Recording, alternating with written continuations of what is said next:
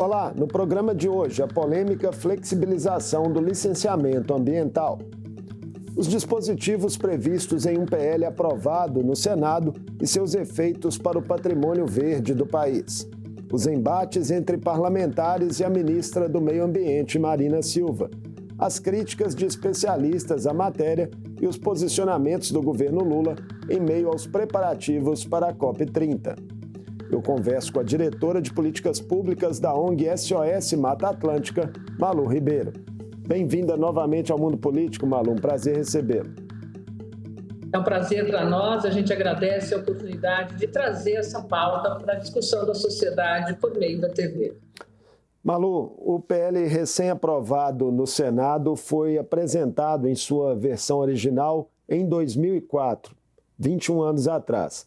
Ao longo desse tempo foram incorporadas aí 199 emendas que alteraram substancialmente o texto.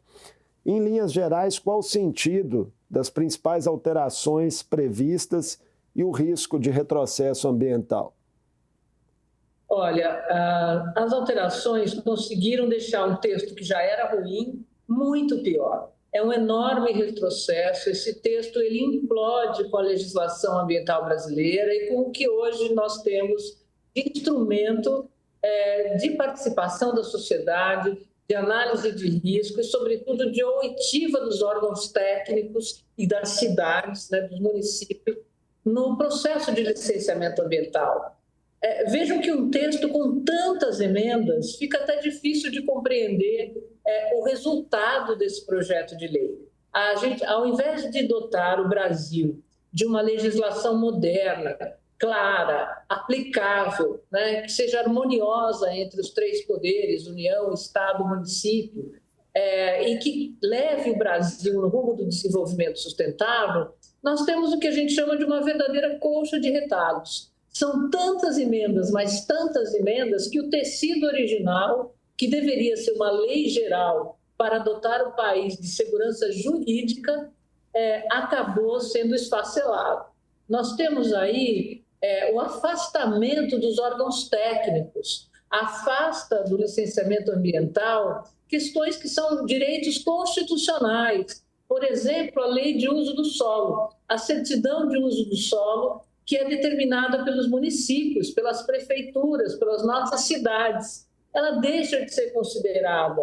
A outorga pelo uso da água, um instrumento estratégico, que garante o uso sustentável da água entre todos os usuários de uma bacia hidrográfica. Como é que vai, por exemplo, se licenciar uma estação de tratamento de água ou uma hidroelétrica sem ouvir a outorga de uso da água dos órgãos ligados aos comitês de bacia e à política de recursos hídricos? A supressão de vegetação de biomas importantes que abrigam mais de 70% da nossa população, como é a Mata Atlântica.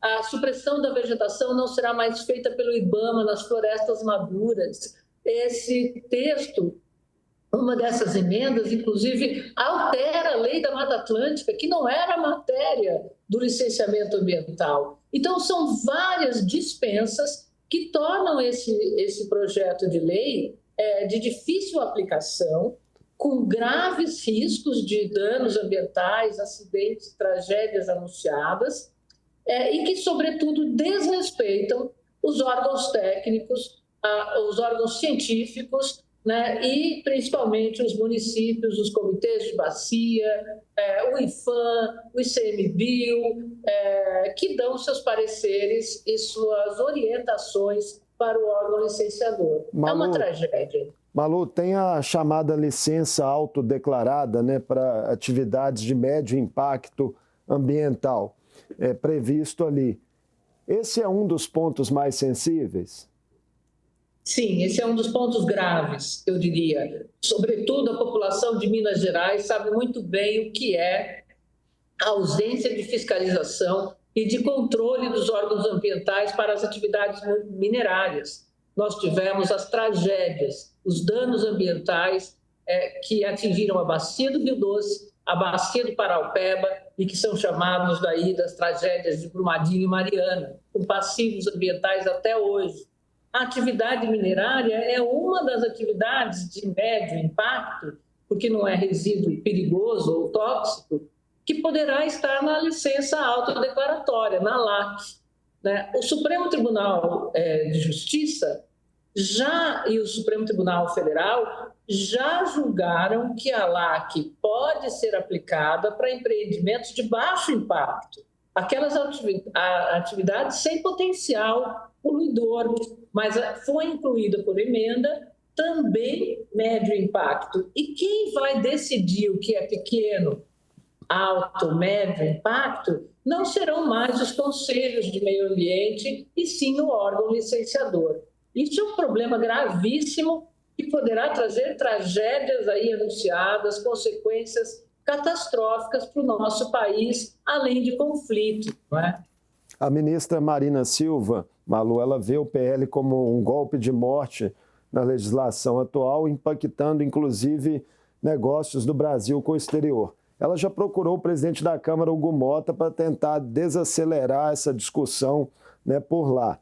Mas considerada aí a força da bancada ruralista na casa, talvez o objetivo mais factível para a ministra seja trabalhar para uma redução de danos? Seria esse o cenário? Olha, infelizmente, nós temos que dar aí respaldo político, a sociedade precisa se mobilizar para que a ministra Marina, que representa a pauta ambiental, sobretudo no cenário internacional, seja ouvida pela Câmara dos Deputados, né? Que o presidente Hugo Mota possa segurar esse projeto e que leve essa discussão, sobretudo, àquele chamado Pacto dos Três Poderes, que reúne o Supremo Tribunal Federal, o Congresso Nacional e o Poder Executivo. Esse Pacto dos Três Poderes pode se posicionar perante as atrocidades, os equívocos que estão contidos nessa legislação. E aí propor outros caminhos para o país. Veja que todos nós queremos o fim da burocracia. O excesso de burocracia atrapalha a conservação ambiental, atrapalha a restauração das florestas, a gestão da água, atrapalha a sociedade de fato, mas não é desmantelando direitos, desmantelando responsabilidades dos órgãos do país, da União, dos estados e dos municípios, para atender setores econômicos, que nós vamos vencer a burocracia. Então, a ministra Marina precisa do respaldo político. Ela empresta ao governo brasileiro uma enorme credibilidade internacional como uma liderança ambiental, socioambiental, reconhecida no mundo inteiro, mas que é extremamente desrespeitada pelo que ela representa, infelizmente, pelo Congresso Nacional. Você se refere, né, certamente àquela audiência lá da Comissão de Infraestrutura do Senado na semana passada, né? Qual foi sua leitura sobre aqueles ataques à ministra?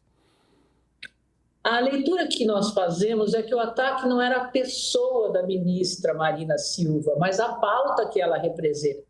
A ministra Marina Silva é uma mulher negra da floresta que se tornou senadora da República. Como senadora, ela deveria ter sido respeitada naquela casa. Ela é uma parlamentar, hoje eleita como deputada federal, e é uma pessoa que representa a defesa ambiental, a defesa climática no mundo todo. Então, ao desrespeitá-la, eles estão desrespeitando e agredindo a pauta ambiental. E ali foi um embate por um interesse muito pontual, muito específico, que é a exploração do petróleo na foz da bacia amazônica. Aquilo ficou como uma briga de estica e puxa, onde todos saíram perdendo, porque é um desrespeito, é uma agressão de gênero, é uma agressão inadmissível a uma senadora da República, a uma ministra da altura, do nível da ministra Marina Silva. Então, a nossa solidariedade à ministra já foi exposta e o nosso repúdio a esse tipo de comportamento. Veja que quando a ministra Marina, né, a senadora Marina, ocupou o Senado Federal, e o Senado era presidido ali, nós tínhamos na presidência o ex-presidente da República, Sarney, outros senadores da República, ela nunca foi destratada ou desrespeitada, né? Nós não podemos ter um parlamento que transforma as representatividades e as opiniões das pessoas numa arena de guerra, né? Isso é inadmissível. Essa tentativa de tentar mostrar, de fazer crer que a ministra Marina está isolada no governo, não é verdade, não é real. A ministra Marina tem o respaldo da sociedade que elegeu esse governo. Esse governo foi eleito para que se colocasse fim naquelas boiadas, né? Naquele desmonte, naquele desgoverno que nós tivemos nas gestões anteriores. E não é isso que a gente está vendo refletido no comportamento, infelizmente, daqueles senadores da República. No último fim de semana, Malu, centenas de manifestantes também foram às ruas, né, contra o avanço desse projeto de lei da flexibilização ambiental. Esse tipo de mobilização pode surtir efeito prático junto aos parlamentares? Com certeza, porque nós estamos num momento pré-eleitoral e esses parlamentares são movidos a voto, né? Eles precisam do voto da população. Não adianta uma ou outra empresa poderosa que apoia candidaturas, que faz aí o bastidor da política no Congresso Nacional ou emparedar o presidente da República, porque a sociedade brasileira entende a emergência climática, a sociedade brasileira entende aquilo que de fato é importante a ela. Aumentar o número de parlamentares na Câmara dos Deputados não é importante para a sociedade brasileira. Diminuir o custo da comida, ter a justiça climática e o respeito aos nossos direitos é importante para a sociedade brasileira. Então, essa ida das pessoas às ruas no último final de semana foi um movimento orgânico.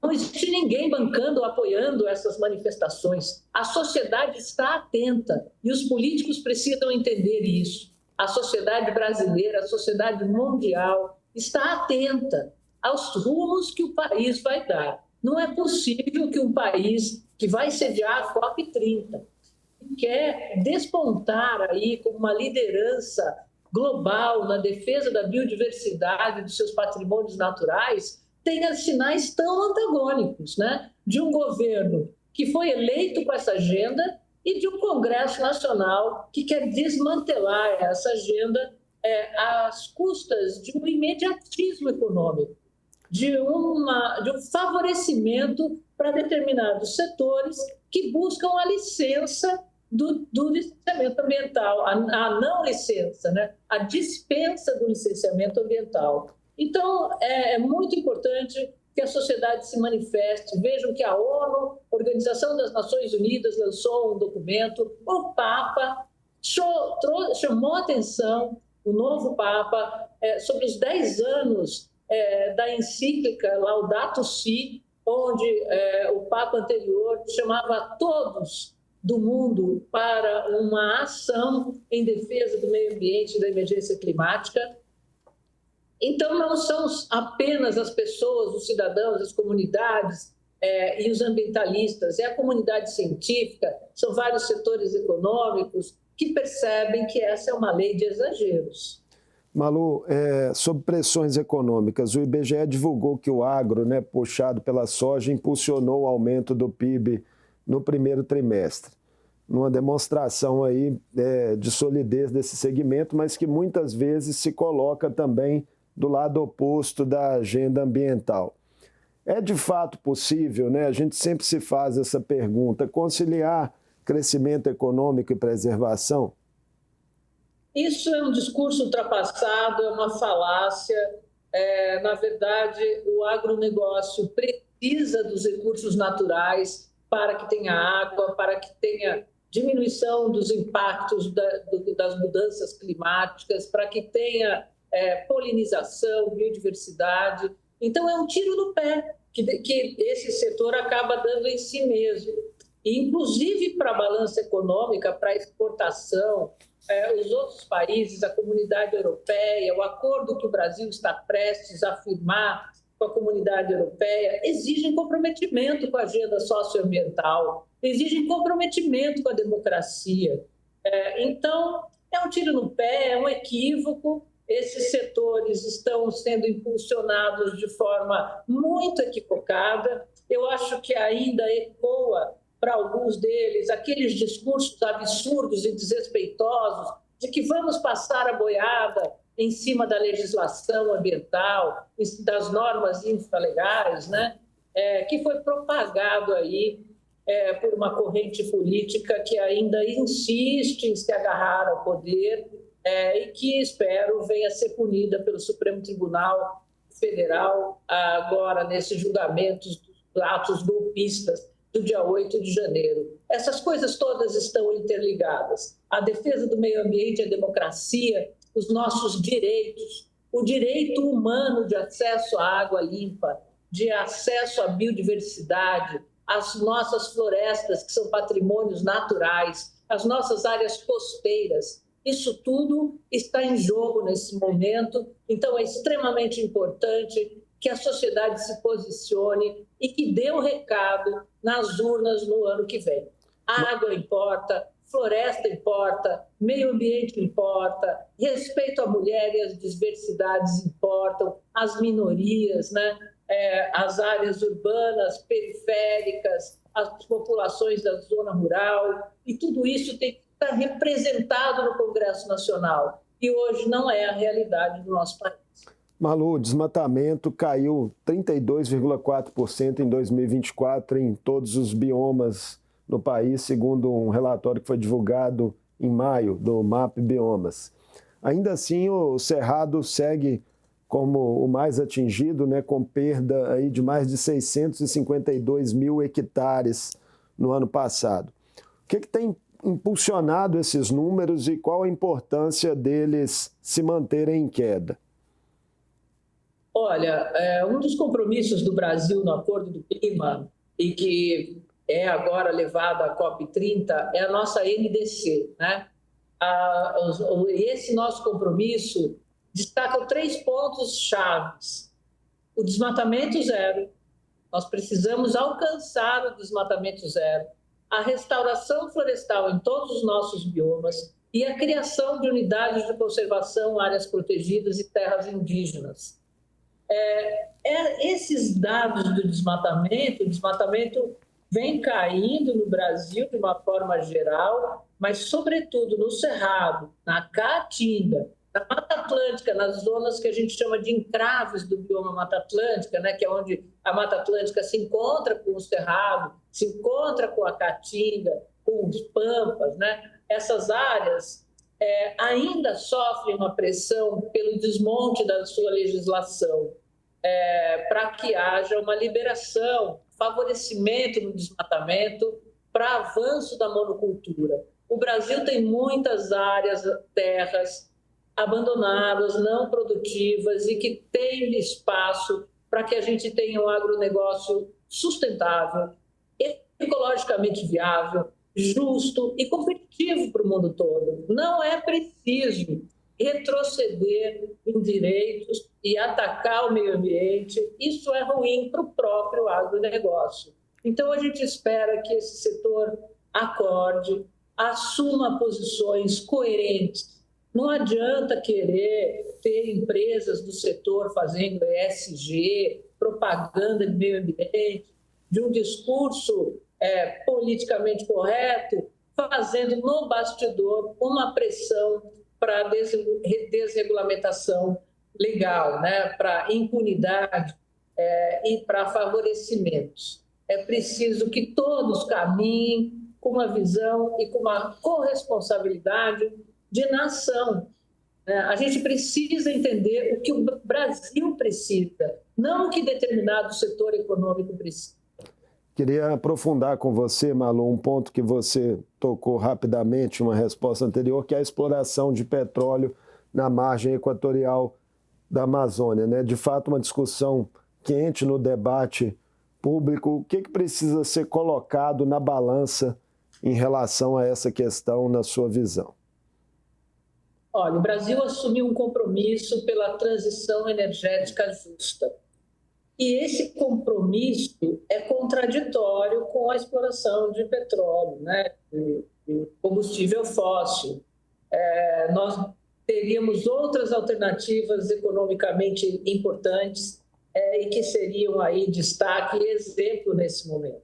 Agora, o que é mais importante é que os posicionamentos do IBAMA sejam posicionamentos técnicos, sejam posicionamentos isentos da ingerência política partidária e eleitoral. Há como se fazer esse respeito, né, dos órgãos técnicos licenciadores naquilo que minimiza risco, né? Agora é o momento de pesquisa, é o momento ainda de estabelecer critérios de segurança, mecanismos que podem evitar, por exemplo, um derramamento, um vazamento que vai trazer aí vários prejuízos para uma riqueza que sequer a gente conhece. Então, são dois sinais, são sinais trocados. Um país que quer liderar pelo exemplo, né, na agenda de mudanças climáticas, deveria estar abrindo mão dos combustíveis fósseis e buscando outras alternativas de energia renovável. O IBAMA aprovou, né, falando nele em 19 de maio, um plano de prevenção a emergências que foi proposto pela Petrobras como parte, né, desse projeto de prospectar o petróleo ali na foz do Rio Amazonas. Foi uma sinalização concreta, Malu, de que a licença para perfuração caminha para ser aprovada? Alguns especialistas interpretaram assim. Olha, essa não é uma área que eu domine, a minha área é Mata Atlântica e recursos hídricos, mas de uma forma geral, sim, eu acho que caminha, infelizmente, para aprovação, não é o que nós gostaríamos. E é importante destacar que o afã, né, político por essa exploração, para que o recurso fique nos estados, né, da bacia amazônica, pode ser comparado com o que acontece hoje com a região dos lagos, com o Rio de Janeiro, com o Santos, em São Paulo, Ilhabela. São regiões que recebem royalties desse setor e que não conseguiram os avanços propagados com essa assim, volúpia, né, digamos, com esse entusiasmo que os políticos defendem em favor da exploração do petróleo na bacia amazônica. Então, é lamentável que essa discussão não esteja sendo feita de forma mais ampla com toda a sociedade brasileira e que a gente não fique no futuro lamentando consequências e danos que podem ser irreversíveis. Eu queria terminar a nossa conversa falando um pouco sobre a COP30, né, que se aproxima aí em novembro em Belém. Quais serão os principais desafios do Brasil para fazer com que esse evento traga, né, de fato, avanços concretos em ações de prevenção e de mitigação das mudanças climáticas, tanto aqui quanto na cena global? Olha, o presidente da COP, né, o embaixador André Corrêa do Lago, lançou uma carta, um chamamento aos líderes mundiais e à sociedade, apontando que esse é o momento não mais de ficar discutindo grandes acordos, mas de tirar o acordo do clima do papel, de implementar as nossas ações. Então, cabe a nós, sociedade, apontarmos as experiências exitosas locais, participarmos desse grande mutirão, dessa grande ação local em defesa das mudanças climáticas, né? E essas ações, elas têm que vir no sentido de retirar do papel para a prática, para as nossas comunidades, para as nossas cidades, estados e regiões do país, o nosso acordo, a nossa NDC, aquelas metas que eu disse anteriormente, o desmatamento zero, a restauração florestal dos nossos biomas, a criação de áreas protegidas e a descarbonização da nossa economia. com instrumentos econômicos que vão permitir que a gente, de fato, faça justiça climática, que a gente busque aí o desenvolvimento sustentável. Dá para encarar de forma otimista as perspectivas gerais desse evento, né, e do Brasil enquanto anfitrião?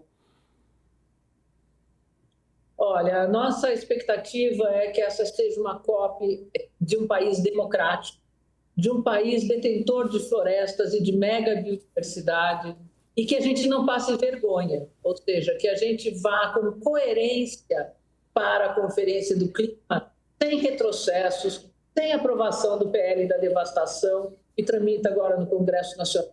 Está nas mãos do nosso governo acordar uma orquestração para evitar essa tragédia, né, que é a aprovação desse PL da devastação, ou da não licença ambiental, e propor outros caminhos para o nosso país para que a gente realmente tenha aí equilíbrio, um modelo de desenvolvimento inclusivo, justo, solidário e que traga uma renovação de pautas para o Brasil, olhando para o futuro. Muito obrigado por mais essa conversa conosco no Mundo Político da TV Assembleia, Malu. A gente é que agradece, é um prazer. Eu conversei com Malu Ribeiro, diretora de Políticas Públicas da ONG SOS Mata Atlântica. Falamos sobre os possíveis impactos do PL aprovado no Senado para flexibilizar o licenciamento ambiental no país. As perspectivas da continuidade da discussão no Congresso, as divergências entre a ministra Marina Silva e os parlamentares e os posicionamentos do governo Lula como anfitrião da COP30. O Mundo Político fica por aqui. Obrigado por nos acompanhar e até o próximo programa.